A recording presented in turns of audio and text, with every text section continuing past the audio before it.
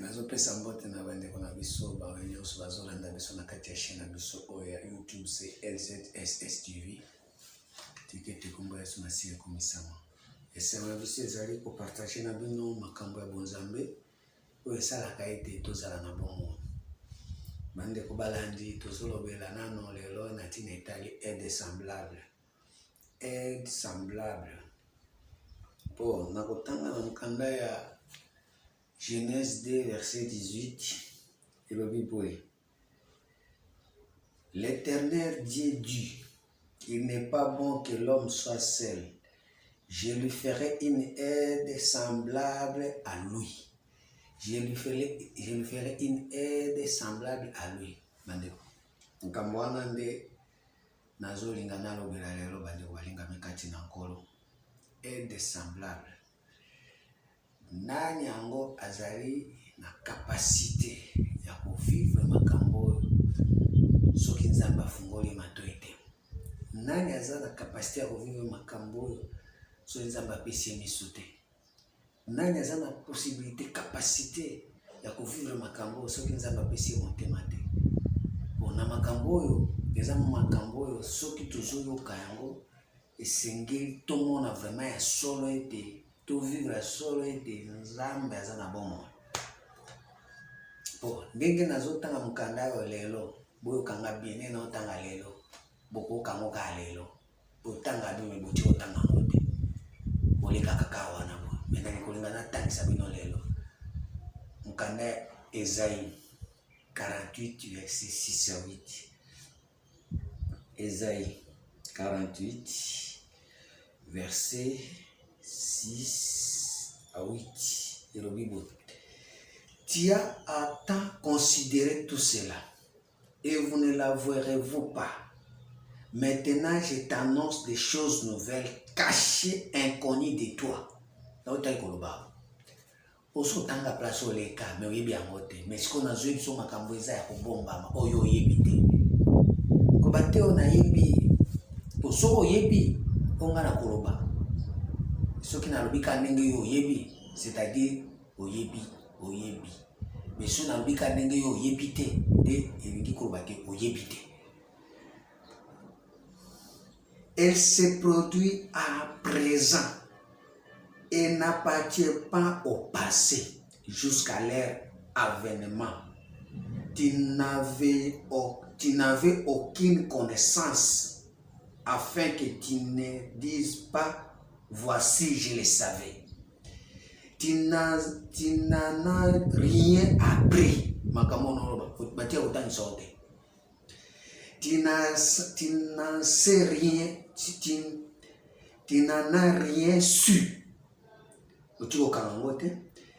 Et jadis, ton oreille n'a pas été frappée, car je savais que si tu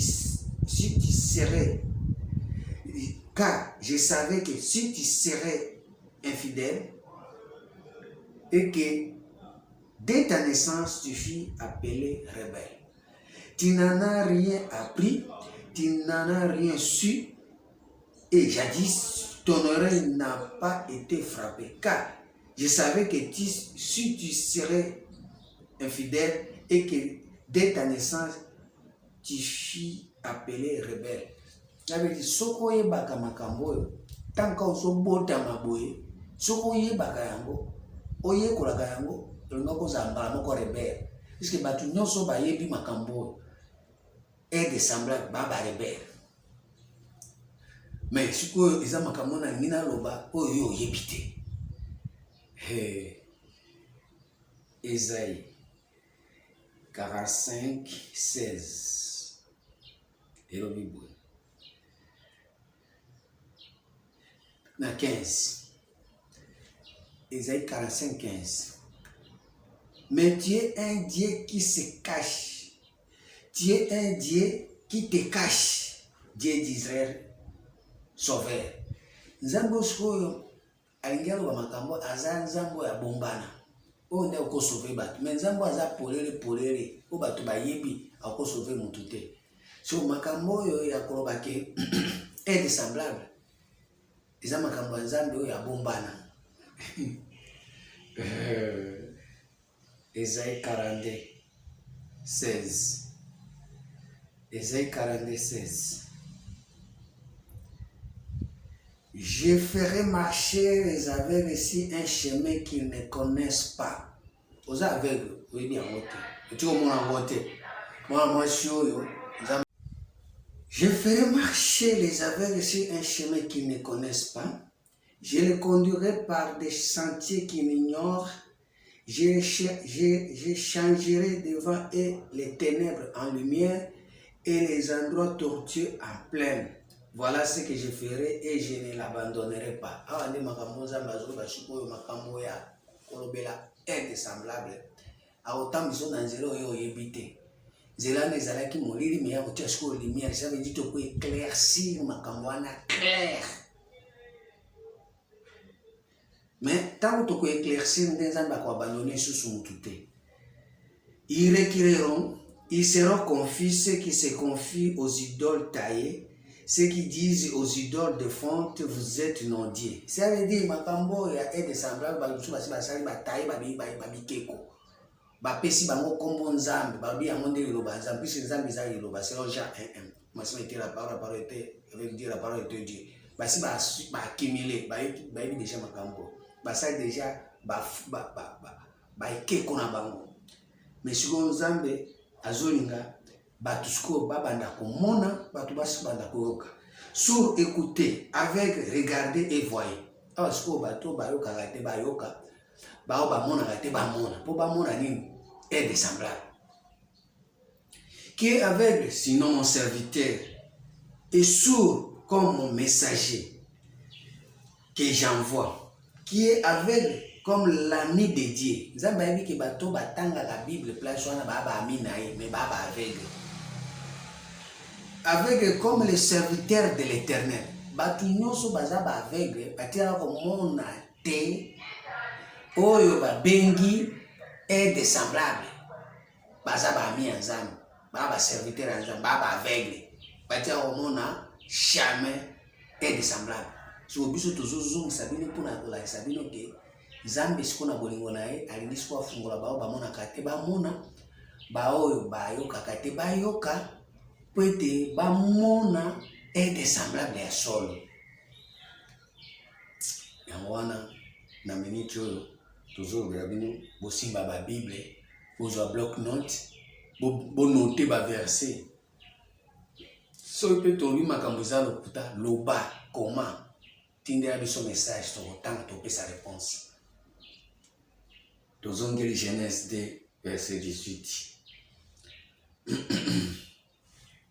nzambe azwa lokumu na bato bacomprendre Genèse 1 18e verset. L'Éternel Dieu dit, il n'est pas bon que l'homme soit seul. Je lui ferai une aide semblable à lui. L'Éternel Dieu forma de la terre tous les animaux des champs et tous les oiseaux du ciel. Et il les fit venir vers l'homme pour voir comment il les appellerait. Et afin que tout être vivant porte le nom que lui donnerait l'homme. Et l'homme donna des noms à tous les bétails et aux oiseaux du ciel et à tous les animaux des champs.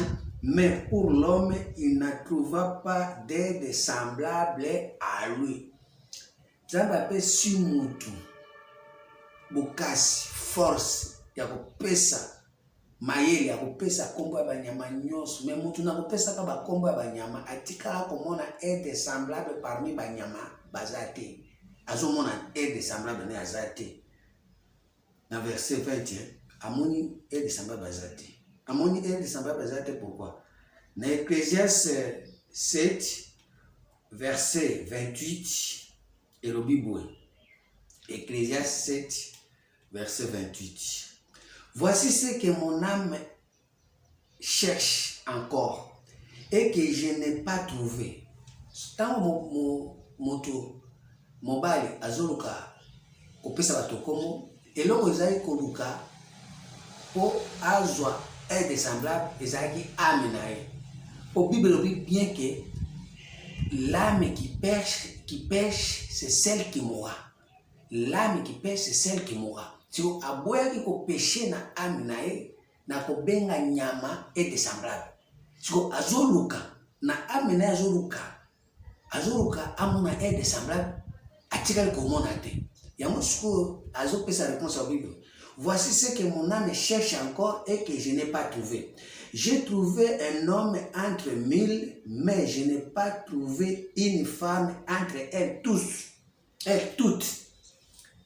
Amoni kaka mutu ezani mobali azopesa batu kombo. Mais siko na kati ya banyama azopesa kombo aboyi ko faire péché ame na ye po ete abenga nyama moko mwasi. Abenga nyama moko ete semblable. Yango azalaki kobatela ame na ye aboyi ko benga nyama na kombo ya mwasi. Aboyi ko benga nyama na kombo ya ete semblable. Bande kutoyoka na bien. Siko asalaki nini? Asalaki recherche. Pona nini aboyaki ko benga nyama mwasi? Parce que na mkanda ya Ecclésiaste kaka 7 verset 26 elobi boye. Soko bengi nyama mwasi yo kelo ko komela yo. Et j'ai trouvé plus amer que la mort la femme dont le cœur est un piège. Mwasi o motema na ye ezali motambo aleki liwa na mabe. Liwa eza bien, mais ye aleki liwa. Soko bengi nyama mwasi.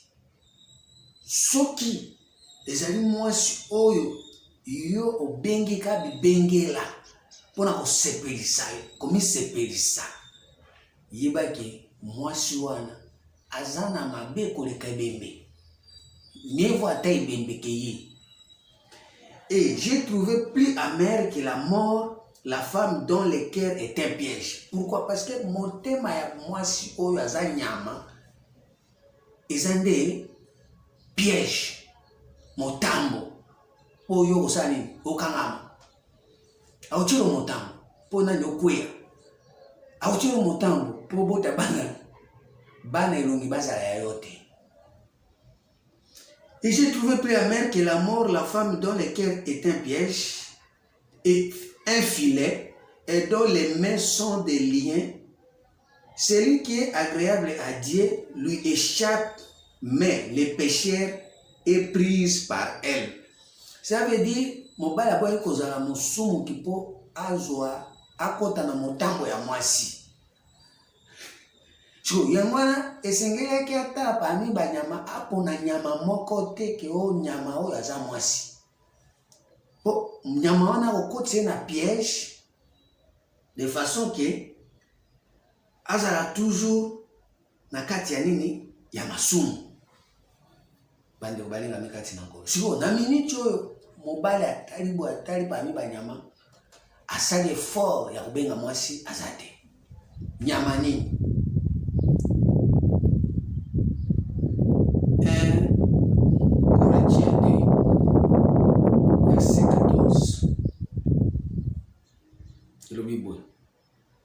Mais l'homme animal ne reçoit pas les choses de l'esprit de Dieu, car elles sont une folie pour lui, et il ne peut les connaître parce que c'est spirituellement qu'on agit. L'homme animal. Ça veut dire banyama azopesa kombo ezaki nde batu nyama. Mobali bato ya azopesa banyama azopesa kombo ezaki nde batu nyama. Bi l'homme animal, mutu nyama bazali. Yango siko na kotalaka batu nyama po apesa ye kombo ke mutu nyama, mutu nabo nyama na ye akoede ngai akzala aide semblable na ngai accompagner ngai po ete na remplir mission ya Nzambe. Amoni parmi banyama batu amoni na ye aide semblable azate. Amoni na ye mwasi azate. Parce que baza bako comprendre makambo Nzambe, bako tikala ka jamais ko comprendre makambo Nzambe. Wana mutu asali effort, premier pas azinano 2 sur 10.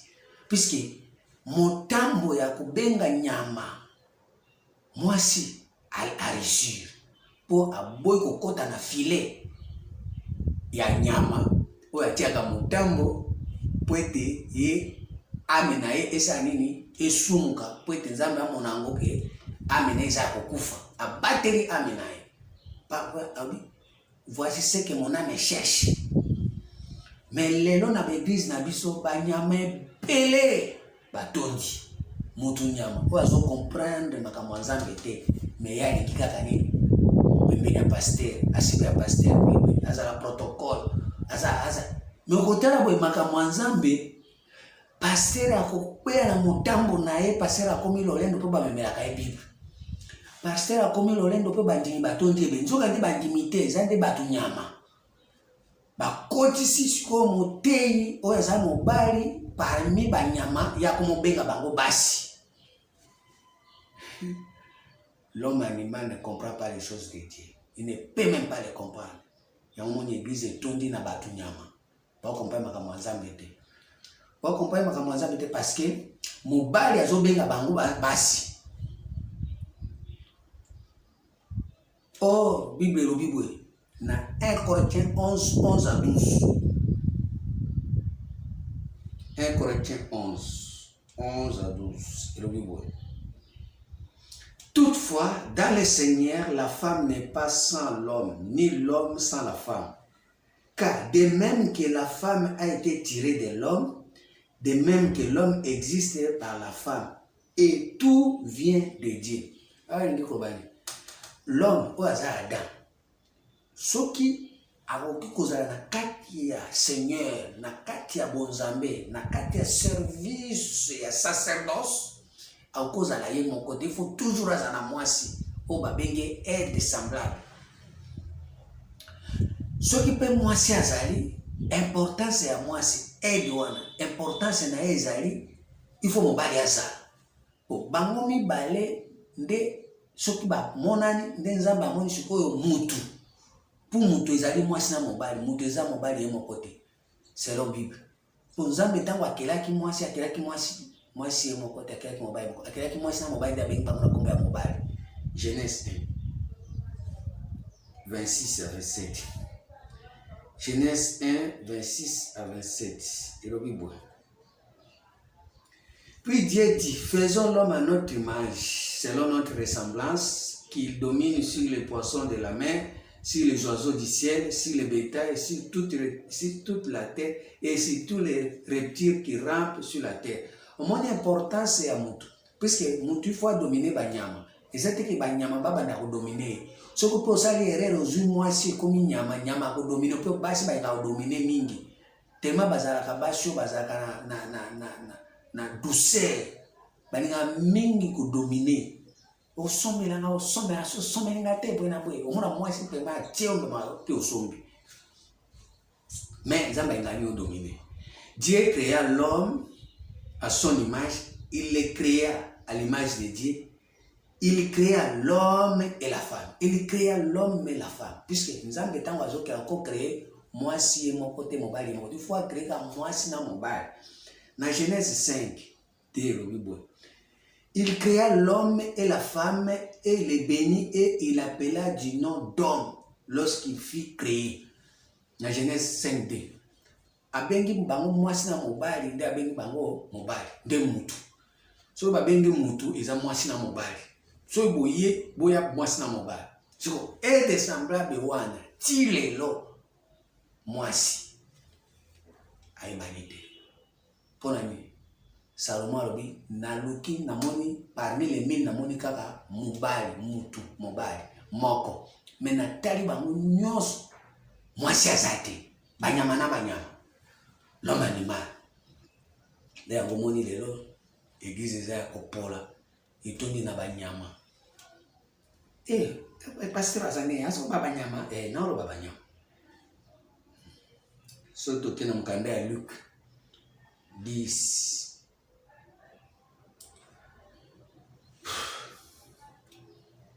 Dans verset 3. Partez, voici, je vous envoie comme des agneaux au milieu des loups. Partez, voici, je vous envoie comme des agneaux au milieu des loups. Jésus a dit à ses disciples, n'ayez pas balou, banyama.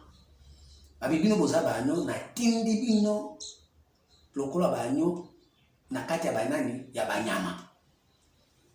Parce que batu bazate kaka banyama nde batondi yango Jésus au lieu allez faire toutes les nations mes disciples enseignez-les non non non moi je vous envoie comme des agneaux au milieu de loups. Pourquoi? Parce que bato nyonso oyo Jésus azomona bango ya omona bango basite azomona ka banyama mais sikoyo azwi banyama oyo aye mpe baagneau badisciple na ye tindi bango ka esika banyama bazali nde omoni lelo évangile ezaka évangile oteya banyama mpo mutu aza te mpo soki olingi omona mutu il faut otala nano aide semblable bon aide semblable azalaka ndenge nini sikoyo nde tozongi sikoyo na Genèse 2 verset 21 Genèse 2 verset 21 boya koyoka ngai aza mutu ya malamu soki ayoki ngai te Nzambe asungi kaka. Alors l'Éternel Dieu fit tomber un profond sommeil sur l'homme qu'il s'endormit. Il prit une de ses côtes et renferma la chair à sa place. Il prit une de ses côtes. Azuka côte moko bandeko. Azuki 3 côtes te. Azuki 4 côtes te. Azuki 2 côtes te. Tant Nzambe azosala mwasi azwi une côte kaka moko bandeko. Soki ozozwaka basi ozozwaka basi misato mine ebake bakobanda obimiso bakote ata mibale mpona basi mibale koti misato mpona basi misato koti mine mpona basi mine sikoyo yo soki osaleli bakoti ebelebele ozolanda nani mpo Nzambe asalaki mwasi kaka na koti moko sikoyo soki olobi yo Nzambe Abrahamu azalaki na basi ebele Salomo azalaki na basi ebele Davide ozopesa baexemple ya basi ebele ya bajacob andeko balingami absence ya côte eza siko combien absence ya côte po côte moko mwasi moko côte moko mwasi moko okosalela jamais 5 basi na côte moko esimba te ya omoni lelo ozo compliquer makambo ya Nzambe za bato nyama l'homme animal ne comprend pas les choses de Dieu ne peut pas les comprendre siko tozozongisa bino na makambo boyebi te aide semblable. L'Éternel Dieu forma une femme de la côte qu'il avait prise de l'homme et il l'amena vers l'homme. Et l'homme dit, voici cette fois celle qui est os de mes os, chair de ma chair, on l'appellera femme parce qu'elle était prise de l'homme. Dans verset 23, mobile a joué 0 sur 10. 0 sur 10. Azoaki bosso 2 sur 10. Tout royo a joué 0. Pourquoi? Nzambe utilisaki côte po ete asalela ye mwasi azwi côte abimisi aremplace place abimisi azongisi chair côte ebimi bandeko balingami ntango côte ebimi nde asaleli yango mwasi esengeli mobali alobake voici cette fois-ci celle qui est côte de mes côtes pas os azwi 0 azwi 0 pourquoi? Luc 24, verset 39. Luc 24, 39. Et le Bible.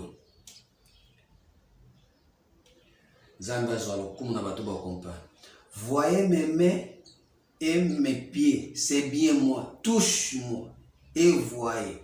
Un esprit n'a ni chair ni os comme vous voyez que j'ai. Or, nous avons tango asalaki côte.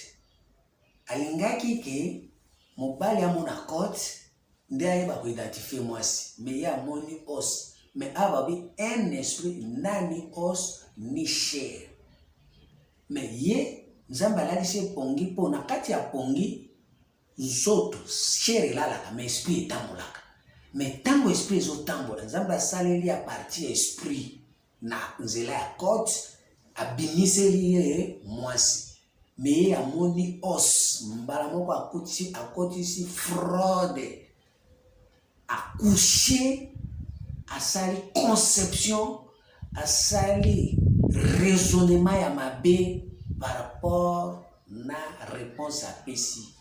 Pourquoi? Parce que Bible est na Éphésiens non Éphésiens Hébreux 13 verset 4. Hébreux 13, verset 4. Et le Bible. Tata moko ayoka makambo. Que le mariage soit honoré de tous et le lit conjugal excepté des souillures, car Dieu jugera les impudiques et les adultères. Ne vous livrez pas à l'amour de l'argent. Contentez-vous de ce que vous avez, car Dieu lui-même a dit, je ne te délaisserai pas et je ne t'abandonnerai pas. C'est donc avec assurance que nous pouvons dire, le Seigneur est mon aide. Je ne crains rien. Que peut me faire un homme?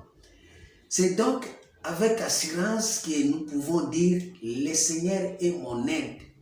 Je ne crains rien. Que peut me faire un homme? Bazoluka aide semblable. Mais le Seigneur est mon aide. Je ne crains rien. Or, nous avons dit que quand vous avez abimisa mwasi, abimisa nde Seigneur. Pour Seigneur ndaza aide. Oko banga elokote. Mutu akusala yo nini. Mais olie aluka Seigneur. Or, le Seigneur, ce qu'on va le Seigneur, on va jamais cher. Bible. 2 Corinthiens 3, verset 17. Or, le Seigneur, c'est l'Esprit. Et là où est l'Esprit du Seigneur, là est la liberté. Et l'inga qui est à la malamu, denge azwa aide na Seigneur, Seigneur wana aza esprit. Et si kape esprit ezali, inga qui est à la aide ya mobali, pour être mobali azala libre ya kosala musala na aide ya esprit oyo yuti na côte. Mais ye a rapidité comme baki eza chair pe eza os. Or l'esprit nani os ni chair. So est compliqué moto ya la bisa ki punga bi neti ngana la bisa punga na sali le côte na bi miserie côte pour être dans la bisa ki avec côte encore luka est semblable à ça Seigneur de façon que tango akosala musala na kati ya jardin azala libre. Pamba te eloko nzamba alikaki kaka mobali asunga ya pesa ete samba mpo ake travaille na jardin. Mpo mobali ye moko na jardin akotravaille te, il faut azalaka na mwasi. Mais so tellement mobali na kati ya pongi asali conception ya mabe ole alobaki. Cette fois-ci c'est côte de mes côtes. Non, il y a le os de mes os. À rapidité, chair de ma chair. À Boulongani. Pourquoi? 1 Corinthiens 15, verset 39. Et le Bible. Jusque-là, toute chair n'est pas la même chair, mais autre est la chair des hommes, autre est celle des quadrupèdes, autre celle des oiseaux, autre celle des poissons. Comment il y a la chair complication parce que la chair a différentes sortes de chair où ils ont assumer responsabilité et identifier les véritables chairs parce que toute chair n'est pas la même chair. Nazoba nini, nazoba boy. Tozana côte, tozana kati, tozana os, tozana kati, tozana pensée en Zambé, tozana pensée humaine. Côte, pensée en Zambé, os, pensée humaine. Mais ce que soko bimi au côté na pensée humaine, ba chair, izebere. Ba chair mususu za ya bambisi, balobi boy. Toute chair n'est pas la même chair, mais autre est la chair des hommes, tous appellent nous autres boy, chair ezaka ya moto. Ça veut dire lequel de l'homme connaît les choses de l'homme si ce n'est l'esprit de l'homme qui est en lui? 1 Corinthiens 2. Et personne ne connaît les choses de Dieu. Et l'homme animé, tout ça, lequel de l'homme connaît les choses de l'homme? Satan a rapidité qui kotambola na mwasi wana kobimisela e mwana komone babenga Caïn, fils ya perdition. Parce que Tango Satan atali ke mobali a troublé. Mobali aza na trouble ayebi ko identifier mwasi te ya rapidité. Nyoka ye akosi mwasi abi na kotambola na mwasi na facile.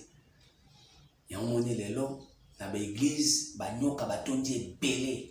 Soko oza na mwasi oyo bimisi na os pensée humaine akoya yo oza na pensée humaine ye pe ayeli na nyoka makambo ya mbilinga okokende poto okovoyager okobota okozwa mosala okokoma député okokoma abulungisi yo nzela ya Nzambe par rapport na biloko oyo ezali na pensée humaine yo po ndimeli ye mbala moko mwana ba acte ya liboso bokopose ba œuvre ya liboso Nzambe azomona amona œuvre wana acte wana pratique wana ezali pratique ya terre ya momoni Nzambe modisaki terre likolo ya Kaye.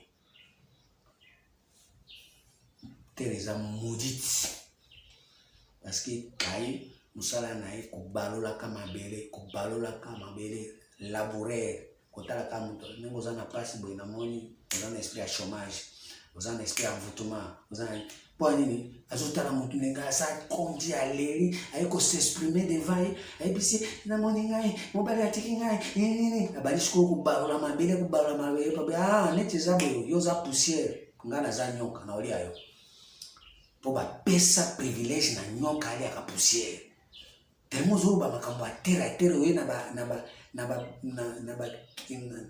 souci ya makambo moko tere nyoka komonana bato baza na conscience mpona koyeba kobungisa bato makambo ya Nzambe bakomonana bamemelo baprophétie de façon ke yo obunga libela ozwa aide semblable te ozwa aide te moto ya koyede yo mpo okota na kati ya dimension ya bolingo ya Nzambe ozwa te mpona nini mpo yo moko nano ovi ozobalola mabele tala ngai nazangi mbongo ya transport tala ngai depuis naye na église nataka bilamba moko tala ngai depuis naye na église nataka sapato moko Nzambe na ngai akosunga ngai te nazwa ata sapato ya sika tala journée de la femme yango oyo bonane yango oyo biloko nini olelelaka biloko ya Nzambe nyoka rapidité kende kolia ye omoni lelo babi malheur à la terre car le diable est descendu avec une grande colère.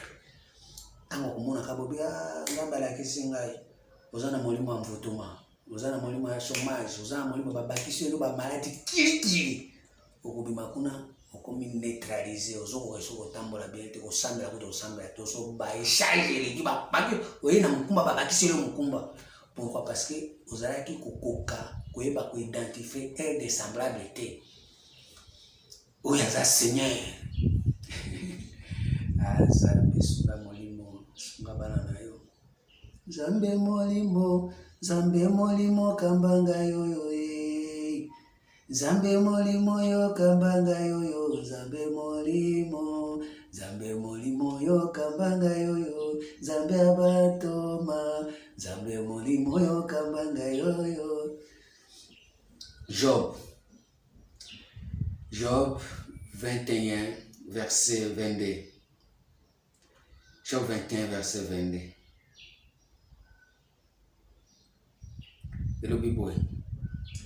Et c'est-à-dire qu'on donne la science, de la science à lui qui gouverne les esprits célestes. À lui qui gouverne les esprits célestes. Nzambe azo gouverner l'esprit. Or, le Seigneur, c'est l'esprit. Celui qui yo est des semblables à Seigneur, que peut me faire un homme, à ce moment-là, nous avons gouverner l'esprit.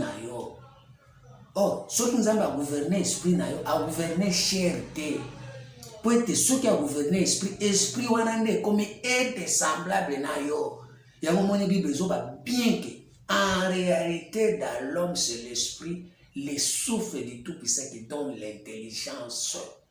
En réalité, dans l'homme, ce n'est pas la chair. Zamba dit bien que mon esprit ne restera pas sur l'homme puisque l'homme n'est que chair. Genèse 6, 3e verset. Tango, mobile alali ponga la muki alobike. Cette fois-ci, c'est l'os de mes os chair de ma chair, mbalamoko nzambe atiki ndenge. Et Genèse 6, 3e verset. Alors l'Éternel dit, mon esprit ne restera pas à toujours dans l'homme, car l'homme n'est que chair, et ses jours seront de 120 ans. Atiki mobile, atiki mutu. Esprit n'a pas ce soir. Dans verset 5. L'Éternel vit que la méchanceté de l'homme était grande sur la terre, et que toutes les pensées de leur cœur se portaient chaque jour uniquement vers le mal. Moni sikoyo tango nzambe atiki mutu mbala moko identifier siko mutu ndenge nini mutu akome ndenge mutu abebi. L'Éternel vit que la méchanceté de l'homme était grande sur la terre et que toutes les pensées de leur cœur se portent chaque jour uniquement vers le mal. L'Éternel se repentit d'avoir fait l'homme sur la terre et il fut affligé à son cœur. Et l'Éternel dit, j'exterminerai de la face de la terre l'homme que j'ai créé, depuis l'homme jusqu'au bétail. Réponse ya liboso apesaki kuna aboyaki kozwa parmi banyama zo amwasi mais tango ayiko kweya na deuxième question nzamba pesi lokola examen akwe nzamba arobi akoboma na mutu aboma na banyama. Et l'Éternel dit, j'exterminerai de la face de la terre l'homme que j'ai créé, depuis l'homme jusqu'au bétail, aux reptiles et aux oiseaux du ciel, car je n'aimerais pas de les avoir fait. Zamba se repentit pour Saraki Bano. Pourquoi? Parce que na pongi wana les mobali alo bakese aussi et côte de mes côtes ya obi os Zamba se repentit mbalamoko. Puisque côte ezali pensée ya Nzambe, os ezali pensée humaine. Na Isaïe 55 verset 8 Zamba lo Bible. Isaïe 55 8e verset. Zamba lo Bible. Car mes pensées ne sont pas vos pensées et vos voix ne sont pas mes voix, dit l'Éternel. Car mes pensées ne sont pas vos pensées. C'est-à-dire quoi? Dans mon Zamba zoti a côte eza osté. Pensée en Zamba eza pensée ya batote. Yangwana moni lelo batu nyonso bazaka na os yangwana mingi bazaka chair nzoto na nzoto. Or Bible obi que les paroles que je vous ai dites sont esprit, la chair ne sert de rien. Tu vas continuer. Tu sais et singeli isika oyo Nzambe alingi et semblable à ça. Tu comprends il faut ça. Et tu la bonne comme Jésus Christ. Amen.